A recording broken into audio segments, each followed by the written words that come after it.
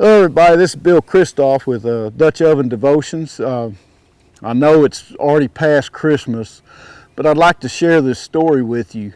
You see, sometimes the best presents don't come from stores. Sometimes it's what's given from the heart. And when God gives you that present, it makes it even more special. So I'd like to share this with you. It's called a Prairie Christmas gift. The stars lit the night, making the prairie look like a cathedral illuminated by a million lights. The night rider pulls up his mount, admiring the beauty of it, and then thinking about a time, realizes that it's a very special night. He remembers a story from his youth about a night just like this. Men no different than him were visited by angels, telling them of a special gift that the world was to receive. The wrangler pulls off his hat, hanging it on the horn, turning his head to heaven. After a moment of silence, all he could do is shout at the top of his voice, "I believe!"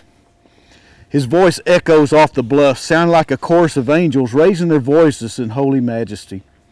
He tried to imagine how it was that night, from out of heaven an angel appearing. He wondered what he would have done. Would he joyfully receive the guest or flee? Then a breeze blows across the old hand's face. He turns to greet the wind with a smile, knowing his angel was telling him that he would have been just fine. But work was calling. The cattle were beginning to drift away, so he had to get busy and sang a tune as he rode down the line. The herd began to settle, and the old hand's thoughts wandered back to that night long ago, and how this world changed so much with the birth of one little child. He thanked God for sending his son to be born and grow up so that this old cowpoke could be free of his many sins. He looked up, and what he saw made this old sinner smile. An old Saragao cactus with limbs laying over. It looked just like a cross standing in the lonely night.